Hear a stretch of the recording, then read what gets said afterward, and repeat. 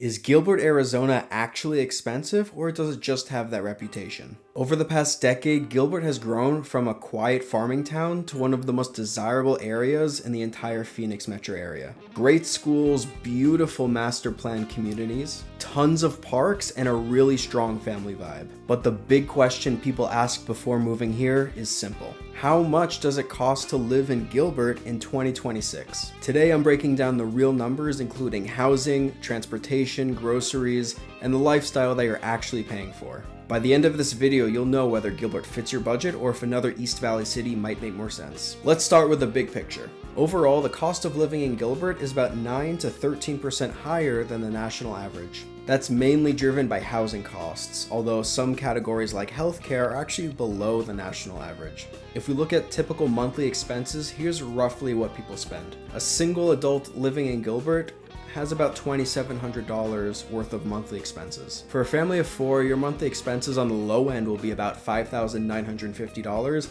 all the way up to $9,800 on the high end, but that all depends on factors like childcare, lifestyle, and housing. Income-wise, a single person living in Gilbert will need about $85,000 a year to live comfortably. A family household usually needs somewhere between $130,000 to $150,000 to live comfortably here in Gilbert. But the biggest factor behind all of those numbers is housing. Housing is by far the biggest driver in Gilbert's cost of living. Right now, housing here is roughly 30% higher than the national average. As of early 2026, the median house price goes from $647,000 to $655,000. But there's something really interesting about the current housing market. Buyers are negotiating again. The median sold price is hovering from between $550,000 to $592,000, which means homes are selling about 2 to 3% below list price. The average sales price is about $686,000, but that gets pushed higher by more luxury areas like Agritopia. If you break it down by neighborhood, you can really see the range. At the high end, you have communities like Agritopia, where the median sales price is about $1.02 million. You also have Bridges at Gilbert, which hovers around $789,000. In the middle range, you'll see places like Morrison Ranch at $737,000, or Val Vista Lakes around $702,000.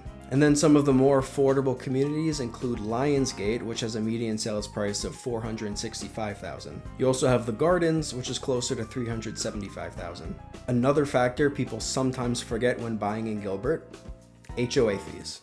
Most communities here are master plan communities, so it's common to see HOAs ranging from $95 to about $245 a month. One more thing worth mentioning is that homes are sitting a bit longer now than they were during the crazy pandemic years. The average days on market here is between 60 to 80 days, and about 43% of homes have seen price reductions.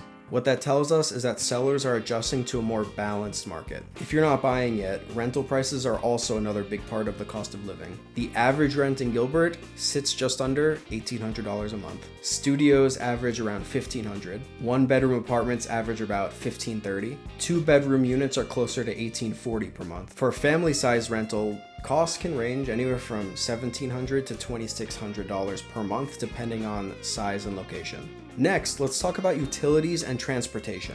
Utilities in Gilbert range from about 1 to 6% higher than the national average, and a lot of that is obviously due to air conditioning. Summers here can easily reach 110 degrees, so those air conditioning bills can quickly climb. Another important thing happening in 2026 is that there's a 25% increase in water rates, along with about a 2% increase in recycling and solid waste services, which will push the average water and trash bill to about $107 per month. Transportation is another cost to factor in. Gilbert is a very car-dependent city. There's no light rail here, and public transportation options are very limited. The average household spends almost $1,100 per month on transportation. This is including gas, insurance, and maintenance for 2 vehicles. Overall, transportation costs here in Gilbert are about 3% higher than the national average. Groceries and everyday living costs are also slightly above average. Food prices in Gilbert are typically 3 to 4% higher than the national average. For a family of 4, groceries usually fall between $730 and $1,300 depending on your shopping habits. Part of the reason is because Gilbert has a lot of high-end grocery stores. This includes stores like Sprouts, AJ's Fine Foods, Trader Joe's, and Fry Signature. One category where Gilbert actually saves residents money is healthcare. Healthcare tends to be between 4 to 7% below the national average, which helps offset some of the higher housing costs. Now let's talk about taxes, because Arizona's tax structure is actually one of the reasons people move here.